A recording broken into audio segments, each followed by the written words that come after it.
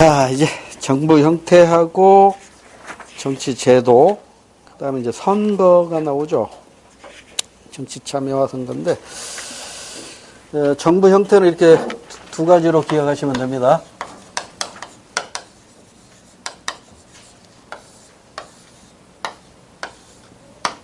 전형적인 정부 형태 두 가지가 있고, 변형된 정부 형태, 변형적인 정부 형태 두 가지가 있어요. 우리 시험범위에 해당되는 이 네 가지만 아시면 되는데, 제일 먼저 등장한 게 의원내각제고, 그 다음에 이제 미국에서 등장한 대통령 중심제가 있고, 얘 둘의 차이점은 어디에서 비롯되냐면 입법부와 행정부와의 관계입니다. 입법부하고 행정부가 어떤 관계냐에 따라서 의원내각제와 대통령제로 나눠지는데, 입법부와 행정부가 의원내각제에서는 권력이 융합이 됩니다. 대통령제에서는 엄격한 권력 분립이 되고요. 그러니까 공통점은 뭐예요? 사법부는 엄격히 독립된다는 것이죠. 그래서 의원내각제에서는 선거가 한 번밖에 없죠. 선거가 한 번밖에 없어요. 국회의원 선거, 그걸로 끝나요. 그러면 다수당, 즉 국회의원을 가장 많이 확보한 정당이 행정권을 장악해요. 근데 과반 의석을 확보했느냐 못했느냐에 따라서 단독 내각이 구성될 수도 있고 연립 내각이 구성될 수 있다고요. 그래서 이 선거를 통해서 단독 내각이 구성될 수도 있고 연립 내각이 구성될 수도 있는데, 이 단독 내각이 구성되어야 전국이 안정이 되겠죠. 그래서 이 단독 내각이 구성되기 위해서 전제 조건이 양당제예요. 양당제. 근데 이제 다당제의 경우에는, 다당제라면은 연립 내각이 구성될 가능성이 높아요. 그죠? 그러니까, 이 경우는 이제 전국이 혼란스럽죠. 전국이 혼란스럽다. 그러니까 대표적인 사례가 이게 이제 영국이 여기에 해당이 되고, 일본은 여기에 해당되잖아요. 그리고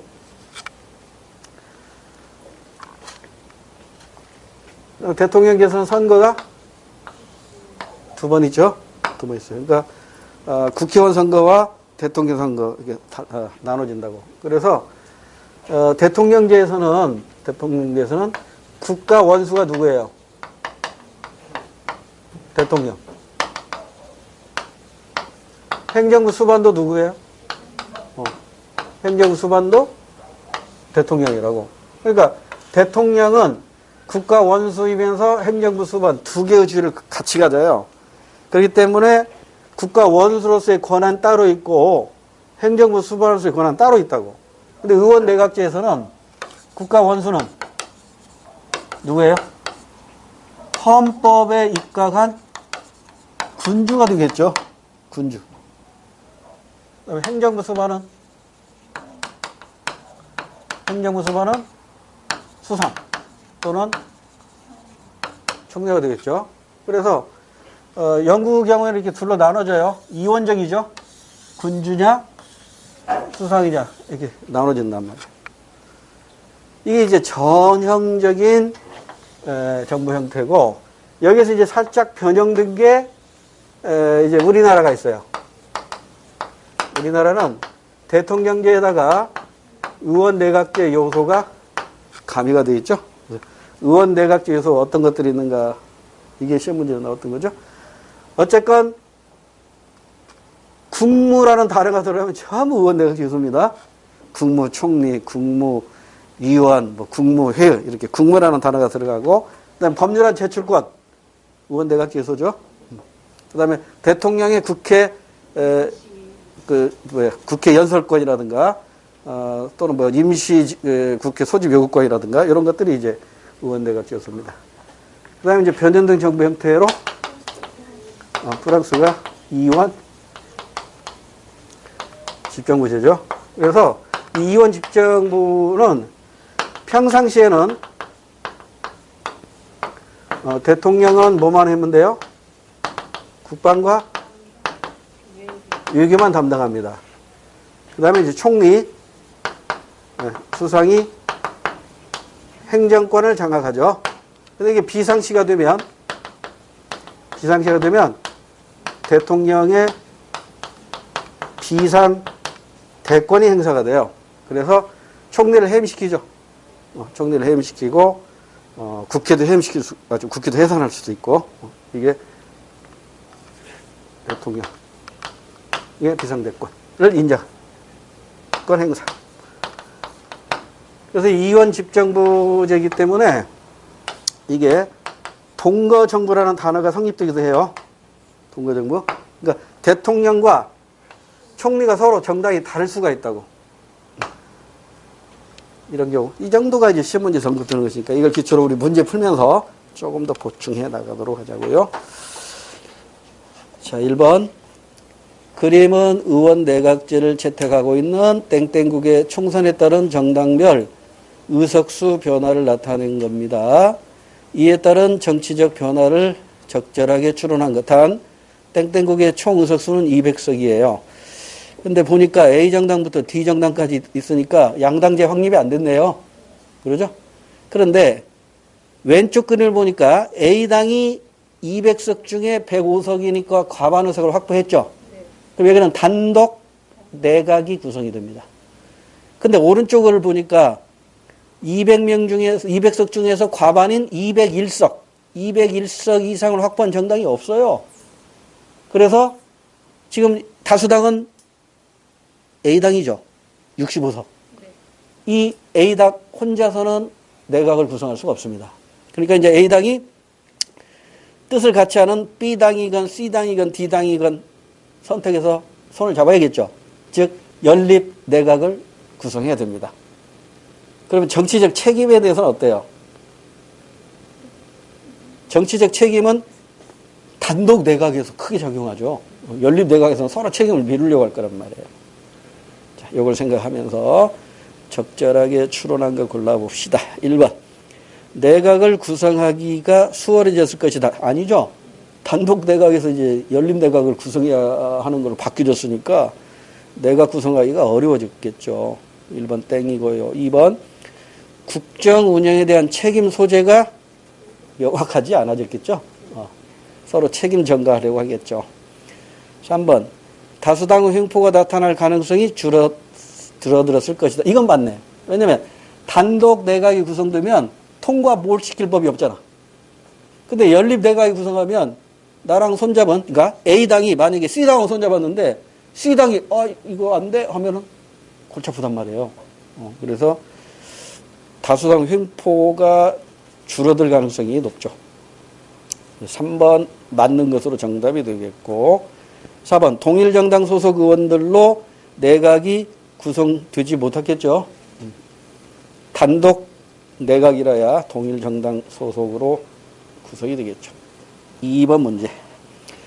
표는 A에서 D국의 정부 형태와 정당 제도로 분류한 것인데요. 적절한 걸 고르라고 했어요. A에서 D국은 전형적인 정부 형태래요. 그러니까 전형적인 정부 형태니까 의원 내각제 아니면 대통령제라는 것이죠. 거기에다가 정당 제도가 양당제와 다당제가 있는데, 자, 이 정부 형태와 더불어 지금 정당 제도하고 연결시킨 거죠. 정당 제도는 독재 국가에서는 1단계죠. 정당이 하나밖에 없다고요. 근데 민주국가에서는 복수정당제를 인정한다고요.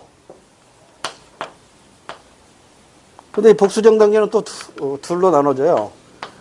양당제와 다당제라고. 그러니까 양당제는 대형 정당 둘로 쪼개지는 거죠. 양당제. 근데 이 다당제는 두 개가 아니라 훨씬 더 많아요. 각각 장단점이 있겠죠. 양당제의 장점은 신속한 입법을 할 수 있겠죠. 그러니까 정부가 어느 정도 안정될 수 있겠죠. 근데 다당제의 경우, 근데 단점은 뭐예요? 아까 나왔던 다수당 횡포가 나타난다고요. 근데 다당제의 경우는 어때요? 다수당 횡포는 어느 정도 방지할 수는 있지만, 이게 전국이 혼란에 빠질 우려가 있고, 또 장점 또 하나 있다면, 다양한 국민의 의사를 반영할 수 있겠죠. 이 정도만 알면 돼요. 자, 그러면 이제 다시 이쪽으로 와서, 문제로 와서 표를 보면, A국은 대통령제면서 양당제죠. 이게 미국을 생각하시면 돼요. B국은 양당제면서 의원 내각제죠. 이게 영국을 생각하면 돼요. 그 다음에 C국은 대통령제면서 다당제니까 이런 나라 참 찾기는 좀 어려운데 우리나라는 원칙적으로는 대통령제죠. C국은 우리나라하고 비슷한데 우리나라는 전형적인 정부 형태는 아니에요. 그 다음에 D국은 일본으로 보면 되겠죠. 의원 내각제이면서 다당제니까. 자, 그럼 이제 옳은 걸 골라야 돼요. 1번. A국은 C국에 비해 국민의 다양한 의견을 반영하기 용이하다. 땡. 다양한 의견을 반영하기 위해서는 다당제가 필요하니까 C국은 A국에 비해 이렇게 반대로 해야 됩니다. 2번. B국은 C국에 비해 의회 다수당 횡포 가능성이 높다. 당연하죠. 양당제가 다수당 횡포 가능성이 높잖아요. 그래서 정답이에요. 2번이 정답이에요. 3번은 왜 틀렸어요? D국은 다당제니까 단일 정당 내가 구성하기가 어려워요. 잘못돼 있고. 4번은 왜 틀렸나요? A하고 C국 대통령제는 정치적 책임과 국민의 요구에 민감하다. 땡. 정치적 책임에 민감한 건 의원 내각제입니다. 대통령제의 장점은 뭐예요? 견제와 균형의 원리로 엄격한 권력 분립으로 견제와 균형의 원리에 충실하다는 것이 대통령제의 장점이죠. 넘어갑니다. 3번. 다음은 어느 나라의 정부 형태와 정당별 의석수를 나타내는 것이다. 행정부 수반의 B당이 소속된 경우 두 자리를 통해 추론할 수 있는 내용 중 옳은 것. 자, 행정부 수반, 즉 대통령이 B당이래요. 그러면 오른쪽 정당별 의석수부터 봅시다. 70석이죠. 네. A당이 다수당이죠. 네. 그러면 이걸 여소야대라고 표현합니다. 여당이 소수당이에요. 야당이 다수당이에요. 이렇게 되면 전국이 좀 혼란스럽겠죠. 행정부하고 입법부가 사이가 안 좋아지면 전국이 혼란에 빠집니다. 근데 이 정부 형태는 지금 선거가 2번 있잖아요. 그러니까 대통령제라고. 그러니까 대통령제인데 여소야대야. 이거 우리나라에서 여러 번 보았던 거잖아요. 자, 옳은 걸 찾으려. 1번. 정부와 국회 간에 갈등이 생길 수 있다. 정답이네. 여소야대 때문에. 자, 나머지는 왜 틀렸는가 확인. 행정부 수반, 대통령은 의회를 해산할 권한을 갖지 않습니다. 전형적인 대통령제에서는 의회 해산권 없어요. 의회 해산권은 전형적인 의원 내각제에서만 가져요. 3번, 법 제정이 일관되고 안정적인 방향으로 추진되기 쉽다. 땡. 여소야대이기 때문에 불안정한 방향으로 추진되겠죠. 4번, 행정부와 입법부의 권력관계가 분립보다는 융합보다 분립이겠죠. 네. 분열이 더 심화될 거 아니에요. 여소야대이기 때문에. 그래서 3번은 여소야대의 의미를 아는가를 묻는 문제입니다. 4번, 그림과 같은 정부 형태에서 가의 권한에 해당하지 않는 것. 가가 뭐예요? 국회죠. 그리고 이 정부 형태는 대통령제입니다. 대통령제. 그러면 국회의 권한이 아닌 거 찾아봅시다. 1번. 행정부 수반, 즉 대통령에 대해 탄핵을 소추할 수 있다. 맞죠? 대통령제 탄핵 소추. 탄핵 소추는 국회의 권한이고 탄핵 결정은 헌법재판소의 권한이죠. 2번. 전국 안정을 위해 연립정부를 구성할 수 있다. 어라? 연립정부라는 말은 의원 내각제에서 나오는 거지 대통령제에서는 성립하지 않습니다. 2번 정답이고요. 3번. 행정부 수반, 대통령이 거부한 법률안을 다시 통과시킬 수 있다. 법률안 재의결권이죠. 우리 헌법에 의하면 법률안 재의결에 대해서는 특별 의결 정족수가 필요하죠. 제적 과반 출석 3분의 2 이상의 찬성. 유일하게 하나 딱 있는 거죠. 그다음 4번. 정부 형태의 변화를 포함한 헌법 개정안을 발의할 수 있다. 대통령제에서 국회가 헌법 개정안 발의할 수 있잖아요. 여기서 하나 또 짚고 넘어갈까요? 헌법 개정안을 발의할 수 있는 사람은 누구? 둘. 국회의원 과반 이상. 또 정부예요, 대통령이에요? 우리나라 경우에는 대통령이, 헌법에 대통령이라고 나와요. 일반 법률을 개정할 때는 정부라고 표현이 되어 있고요. 여기서 하나 더 짚고 넘어갑시다. 4번에 보면 국회의 동의와 승인이 있어야 행정부가 권한 행사하는 게 있는데, 우리 헌법 시간에 다시 한번 나오지만 우리 공무원 임용시험에서는 이게 가끔 나와요. 가끔.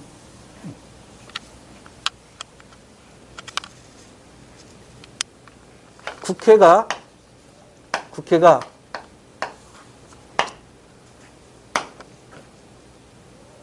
이제 정부를 견제하는 겁니다.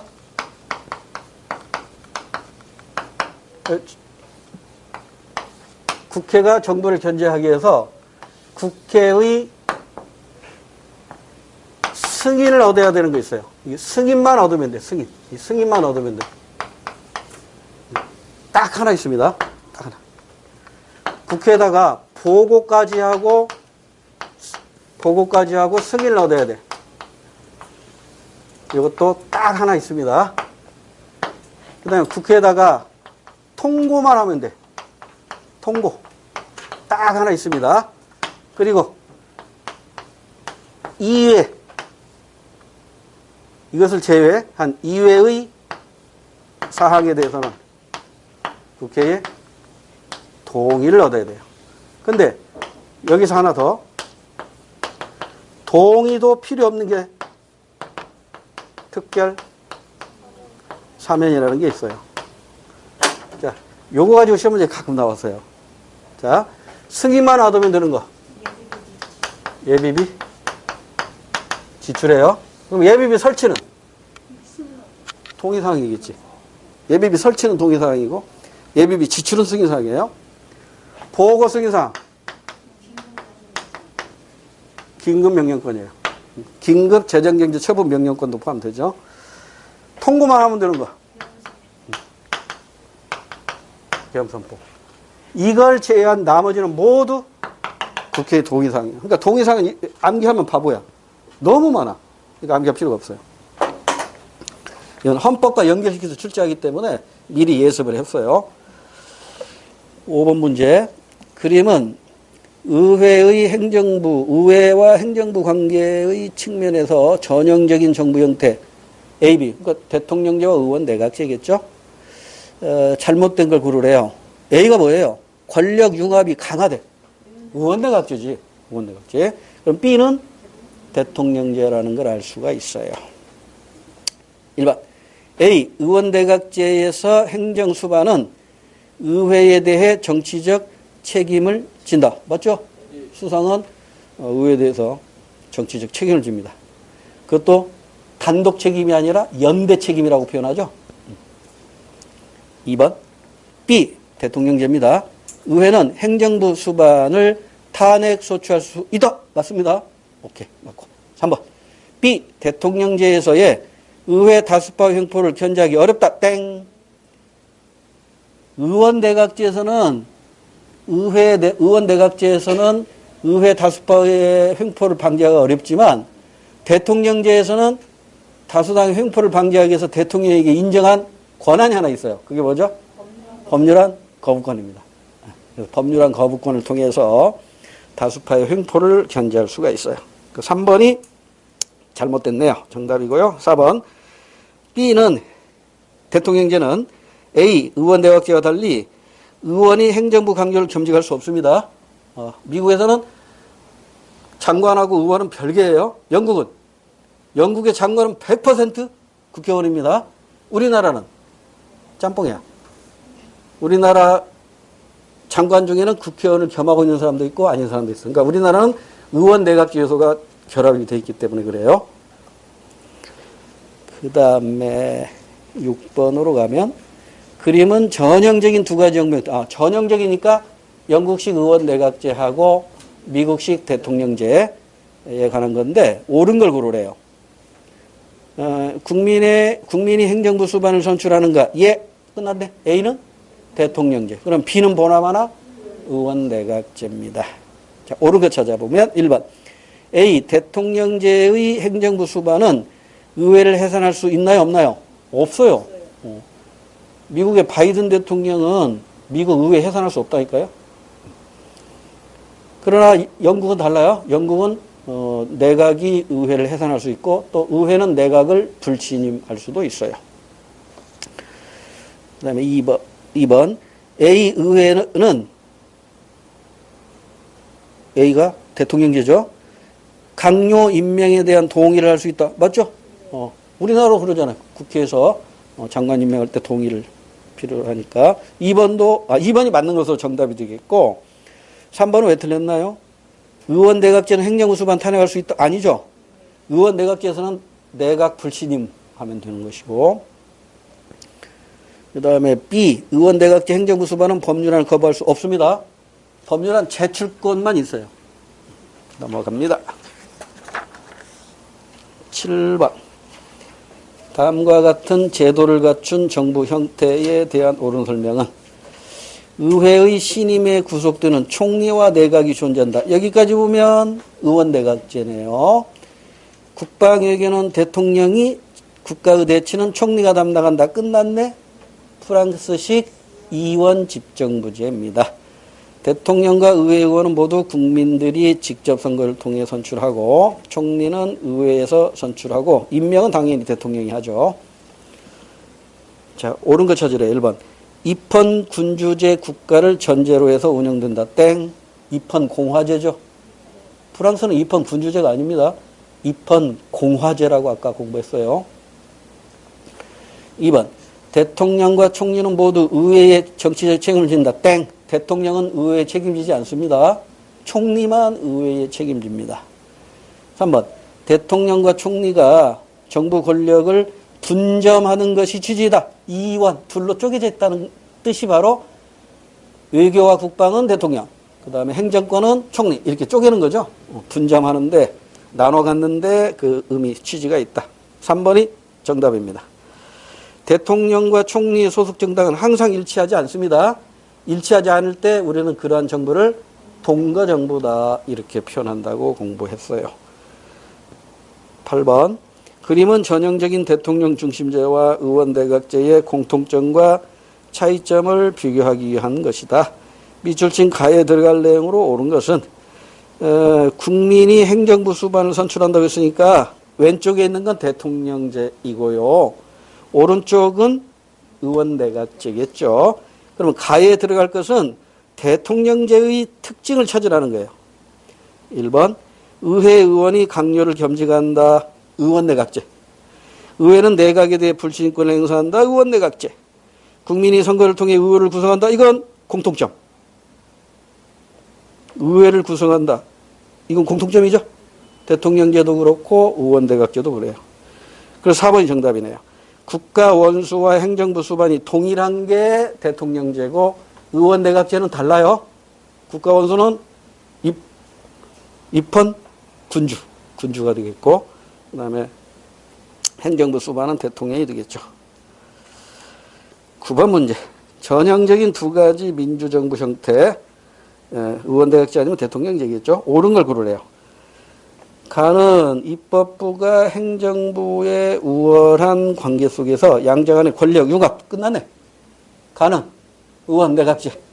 나는 대통령제. 1번. 가에서 의원 내각제에서 의회 의원이 강요로 임명되기 위해서는 의원직을 사임해야 돼. 아니에요. 겸임합니다.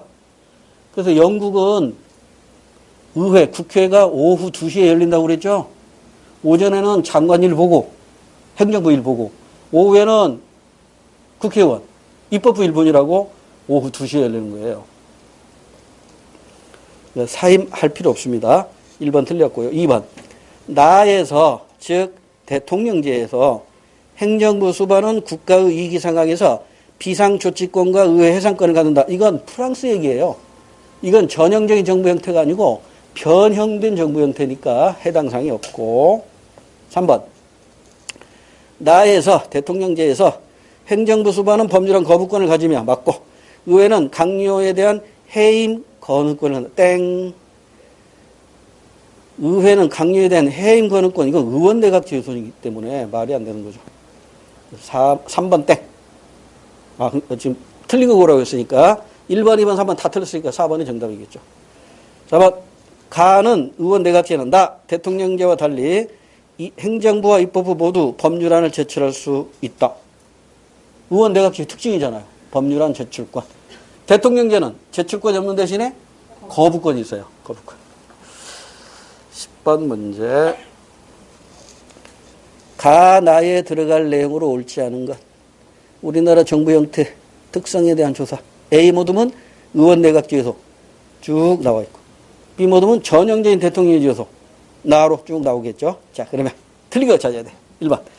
가 의원내각제 요소니까 국회의원은 국무위원을 겸비하고, 국무라는 단어가 들어가면 무조건 의원내각제 요소입니다. 2번에 가. 행정부는 국회에 법률안 제출할 수 있다. 법률안 제출권? 의원내각제 요소입니다. 그러니까 1번, 2번은 다 맞아요. 그럼 이제 3번, 4번이 이제 나니까 대통령제인데, 3번에 나. 국회는 국무총리, 더 볼 필요 없네. 국무라는 단어만 보이면 무조건 의원내각제 요소예요. 이건 나가 아니라 가로 가야 됩니다. 가. 3번이 틀린 것으로 정답. 4번. 나. 대통령제. 행정권은 대통령을 수반으로 하는 정부에 속한다. 당연한 얘기죠. 대통령제의 특징. 11번. 우리나라 헌법의 주요 개정 내용. 옳은 것은, 여기는 친절하게 내용까지 다 써줬네요. 주로 13579에서 출제한다고 그랬죠. 1차, 3차, 5차, 7차, 9차. 13579.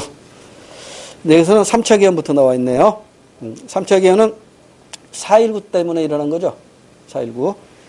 5차 개헌은 5.16 군사정변. 그 다음에 7차 개헌은 유신헌법이고, 9차 개헌이 바로 86년 뭐죠? 6월 항쟁. 87년 6월 항쟁. 자, 이제 옳은 거 찾아야 됩니다. 1번. 3차 개헌은 4.19에 의한 3차 개헌은 대통령의 행정부 수반 지위를 인정하였다. 그럼 3차 개헌으로 우리나라 최초로 의원내각제 정부가 구성이 되죠. 그런데 의원내각제는 입헌 군주를 전제로 하죠. 근데 우리나라에서는 군주가 있어요, 없어요? 없잖아요. 그래서 이 입헌 군주 대신에 대통령을 뽑잖아요. 그 대통령이 윤보선 대통령이었다고. 그러니까 3차 개헌으로 우리나라 최초로 의원내각제 정부가 구성이 되었는데, 국가 원수는 윤보선 대통령이고요. 행정부 수반은 당시 이제 민주당이 다수당이었고 민주당의 총재였던 장면 씨가, 장면 내각이죠.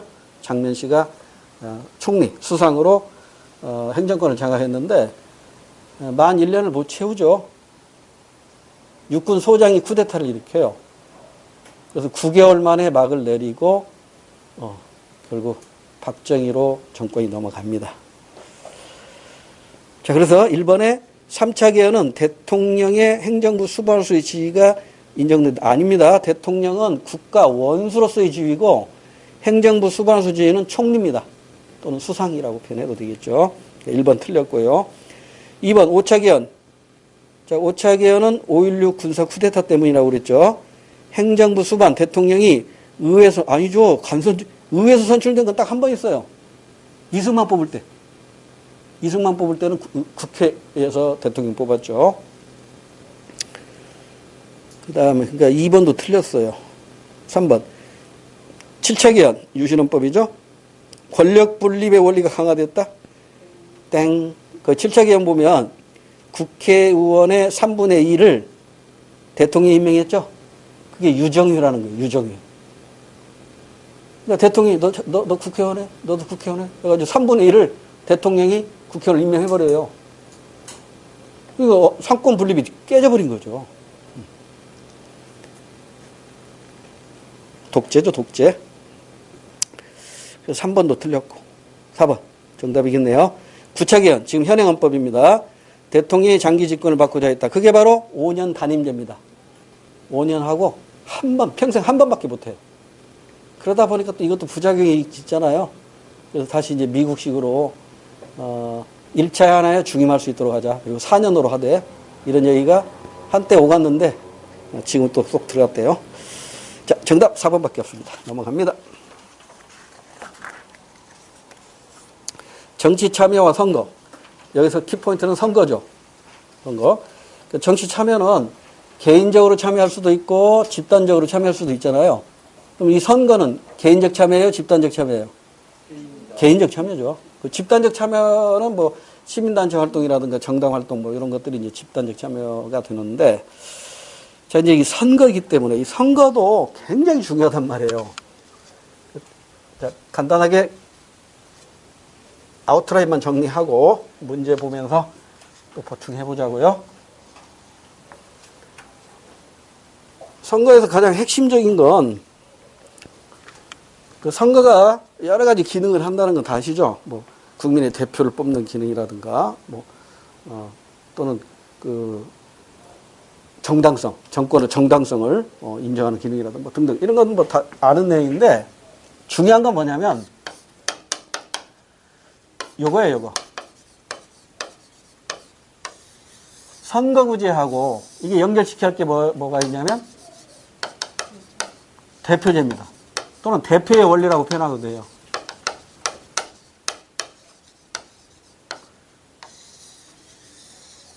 대표의 개념하고 대리의 개념은 다릅니다. 이거 우리 임용시험에는 안 나왔지만 수능에서는 나온 적이 있다고요. 여기 지금 청주, 여기 봤죠? 청주에서 국회의원 4명 뽑았잖아요. 그리고 이 국회의원 4명은 청주 시민을 대표합니까? 대한민국 국민을 대표합니까? 대한민국 국민을 대표합니다. 만약에 청주 시민을 대표한다면 이건 대리입니다. 대리. 그러니까 대표라고 하는 이유는 국민의 대표를 지역별로 뽑았다는 뜻이에요. 그러니까 청주에서 국회의원 뽑았다고 해서 청주 지역을 대리하면 안 된다는 거예요. 전 국민을 대표해야 된다는 거죠. 이 원리가 시험 문제에서도 언급이 됐었는데, 자, 그러면 이 선거구제는 이렇게 또 나눠지잖아요. 선거구제는 크게 둘로 나눠져요. 자, 여기다 포인트 봐주세요. 소선거구제.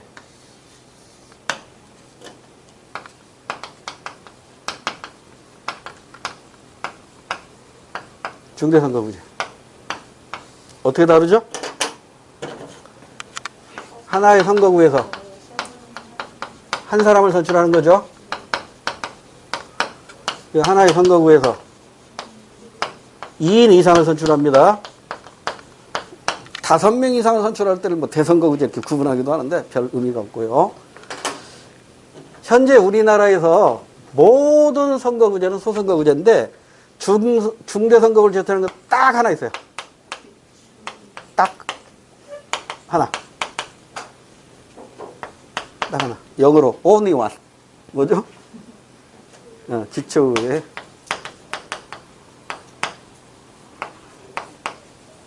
그래서 2명 뽑죠? 그래서 하나의 선거구에서 2인을 선출하잖아요. 이것만 2명 뽑고 이를 제외한 나머지는 전부 한 사람 뽑아요.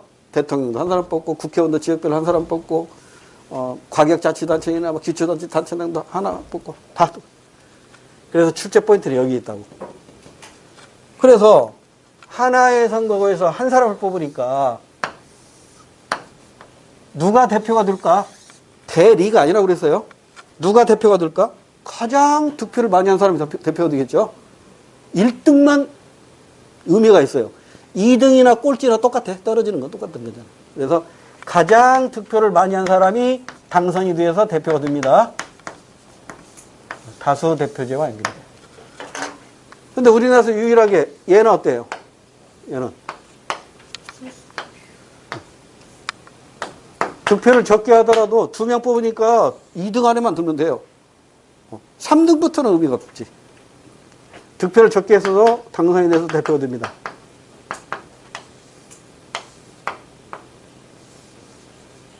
딱 하나밖에 없어요, 이거. 기초의회 의원선거. 이거 하나밖에 없어. 근데 이 다수대표제도 둘로 쪼개져요.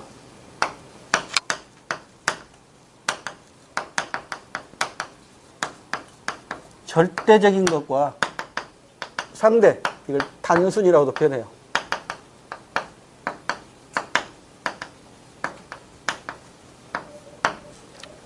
그러니까 절대 다수대표니까 무조건 과반수 확보해야 돼요. 과반이 무슨 말인지 아시죠? 과반. 반절을 넘어서야 돼요. 절반 가져도 안 돼. 50% 가져도 안 돼요. 51% 이상 확보해야 된단 말이에요. 그런데 이 과반수를 확보한다는 것은 장점이 있죠. 대표성이 높죠. 과반 51% 이상이 지지한 것이니까 대표성이 강해요. 그런데 한 번에 다수 과반수 확보가 안 되면 다시 선거해야 돼요. 결선 투표라는 게 있어요. 그러니까 1차로 과반수가 안 나면 2차까지 가야 된다고. 그러니까 시간과 비용이 더블로 들겠지. 그러죠? 그래서 그렇게 하지 말고 처음에 투표할 때 선호도를 1순위, 2순위 이렇게 하는 거야. 내가 좋아하는 사람으로 이 사람이 뽑혔는데 이 사람이 아니라면 이 사람도 괜찮아. 선호도를 나눠가지고 줘요. 이걸 선호 투표제예요. 그러니까 이 선호 투표제의 경우에는 1선호 가지고 안 되잖아요. 그럼 2선호 가지고 계산하면 돼. 그러니까 선거가 2차 투표까지 가는가? 안 가요. 1차로 끝나요. 이것만 유의하시면 돼요. 1차로 끝.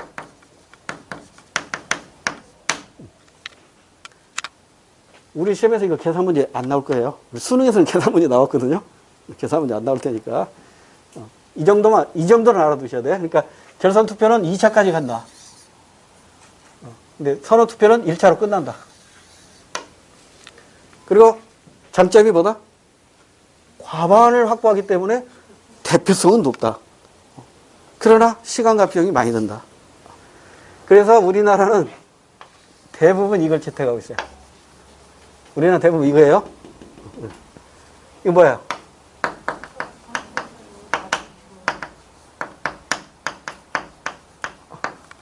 한 표라도 더 얻으면 이 사람이 당선되는 거야.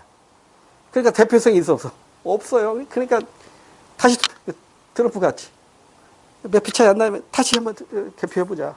이런 다툼이 생기는 것이죠. 우리나라 현재 이 상대 다수 대표제를 채택하고 있다는 거 알아두시고, 그러면 지금 이게 다수 대표제건 소수 대표제건 모두 지역을 대표로 해서 뽑는 거죠. 지역 대표제라고. 근데 현재 우리나라에서 이 지역 대표제다 뭐가 결합되어 있죠?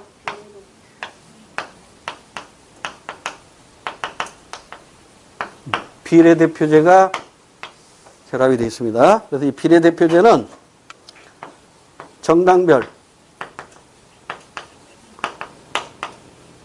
득표 수가 아니라 득표율입니다. 득표율. 정당별 득표율로 배분받아요. 나눠갔습니다. 물론 봉쇄 조항이라는 게 있는데 그 나중에 문제 풀면서 간단히 설명을 드릴게요. 득표율이 일정 수준은 돼야겠지. 그러죠? 그 봉쇄율이라는 게 있는데 그런까지 시험문제 나오지는 않을 테니까. 자, 일단 정당별 득표율로 나눠갔도록 되어 있습니다. 그런데 이게 90년까지는요. 1인 1표제였다고. 근데 이게 헌재에서 헌법 불합치 판정을 받아가지고 뭘로 바뀌었죠? 1인 2표제로 바뀌었어요.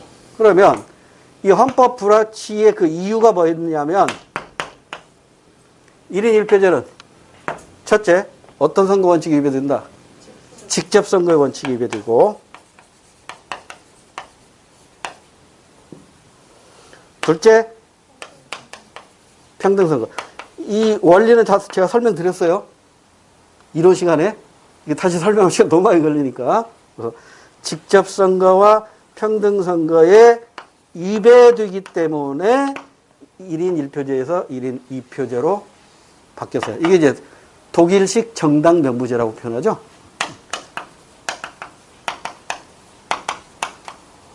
정당 명부제다. 이 정도가 지금까지 출제됐던 건데, 그 다음에 이제 시험에 자주 나오는 게 뭐죠? 이게 제가 4가지로 소개했었어요. 다시 쓰지 않을게요. 이론 시간에 다 정리했으니까. 첫 번째, 사표가 많아요, 적어요? 사표가 많아요. 죽은 표가 많아. 즉, 낙선자에게 던져진 표가 많아. 이로 인해서 정치적 무관심이 커져요. 이로 인해서 득표율과 의석률의 차이가 많이 생겨요. 그래서 이걸 바이아스, 즉 치우침 현상이라 이렇게 표현하거든요. 그러니까 우리나라 경우도 마찬가지예요. 우리나라 경우도 득표율과 의석률이 차이가 크다고. 그래서 어떤 정당은 득표율보다 의석률이 높아. 이걸 우리는 과대대표라고 해요. 또 어떤 정당은 득표율보다는 의석률이 낮아. 이걸 과소대표라고 그래요.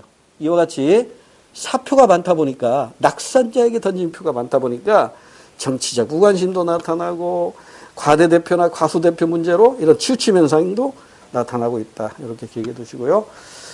그 다음에 지역구 규모가 크다 작다? 지역구 규모가 작죠. 지역구 규모가 작으니까 좋은 점도 있고 나쁜 점도 있어요. 좋은 점은 뭐야? 선거 관리가 쉬워요. 네? 비용과 시간과 비용을 절약할 수 있어요. 나쁜 점은 이게 몇 명, 유권자가 몇 명 안 되니까 통반장이 다 조작할 수가 있어. 불법 부정선거가 판을 칠 수 있다고. 그리고 전국적인 인물보다는 지역적인 인물이 당선이 돼요. 그러니까 능력이 없어도 인사 잘하고 동네 청소만 잘하면 당선될 수 있어요. 이런 장단점이 있어요. 그 다음에 여당이 유리할까요? 야당이 유리할까요?